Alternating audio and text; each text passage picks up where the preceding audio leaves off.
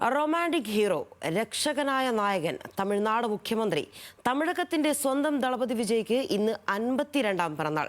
തമിഴ്നാട് മുഖ്യമന്ത്രിയായ ശേഷമുള്ള C Joseph വിജയുടെ ആദ്യ ജന്മദിനം ആഘോഷമാക്കാനുള്ള തയ്യാറെടുപ്പിലാണ് TVK പ്രവർത്തകരും വിജയ് ആരാധകരും.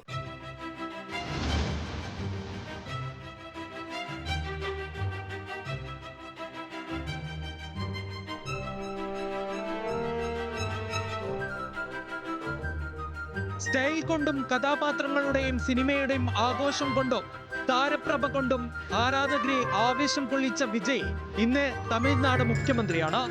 നിഷ്കളങ്കമായ പ്രണയനായകനായി തുടക്കമിട്ട് തമിഴകത്തിന്റെ ആകെ തലവനായി മാറി സി ജോസഫ് വിജയ്. നാടിന്റെ രക്ഷകനായും അനീതികൾക്കെതിരെ പോരാടുന്നവനായും വെള്ളിത്തിരയിൽ നിറഞ്ഞാടിയ വിജയെ തമിഴ് ജനത അവരുടെ രാഷ്ട്രീയ നേതാവായും നെഞ്ചേറ്റി. സിനിമകൾ പോലെ തന്നെ ട്വിസ്റ്റുകൾ ഏറെ നിറഞ്ഞ സ്റ്റണ്ടും പാട്ടും ഡാൻസും ഹീറോയിക് എൻട്രിയുമുള്ള രാഷ്ട്രീയ പ്രവേശനം ഒടുവിൽ തമിഴകത്തിന്റെ മുഖ്യമന്ത്രി കസേര വരെ എത്തി നിൽക്കുന്നു.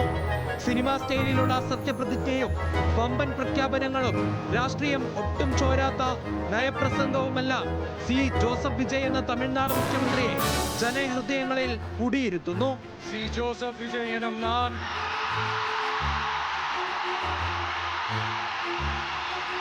சட்டப்படி அமைக்கப்பெற்ற இந்திய அரசியல் அமைப்பின்பால் 2024 ഫെബ്രുവരിയിലായിരുന്നു വിജയ് സ്വന്തം പാർട്ടി പ്രഖ്യാപിച്ചത്. ജനനായകന് ശേഷം അഭിനയിക്കില്ലെന്നും പൂർണ്ണമായും ജനങ്ങൾക്ക് വേണ്ടി പ്രവർത്തിക്കുമെന്നും വിജയ് അന്ന് പ്രഖ്യാപിച്ചു. ആ പ്രഖ്യാപനം പോലെ തന്നെ 2026 നിയമസഭാ തെരഞ്ഞെടുപ്പിൽ വമ്പൻ വിജയം നേടി വിജയ് അധികാരത്തിലെത്തി.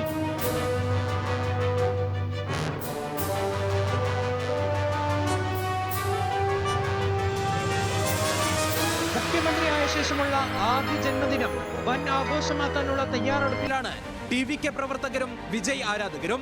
മുഖ്യമന്ത്രി വിജയുടെ ജന്മദിന സമ്മാനമായി സംസ്ഥാനത്തെ മൃഗശാലകളിൽ സൗജന്യ പ്രവേശനം അനുവദിച്ച് TVK സർക്കാർ ഉത്തരവ് പുറപ്പെടുവിക്കുകയും ചെയ്തിട്ടുണ്ട്.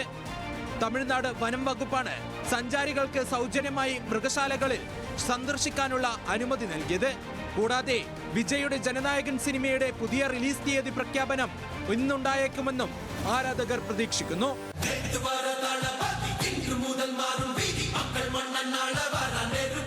1974 SA ചന്ദ്രശേഖരന്റെയും ശോഭയുടെയും മകനായി ജനനം.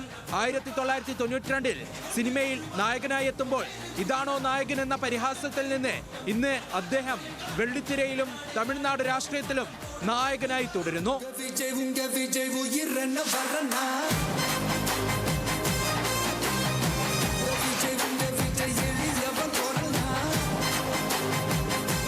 News desk, news Malayalam.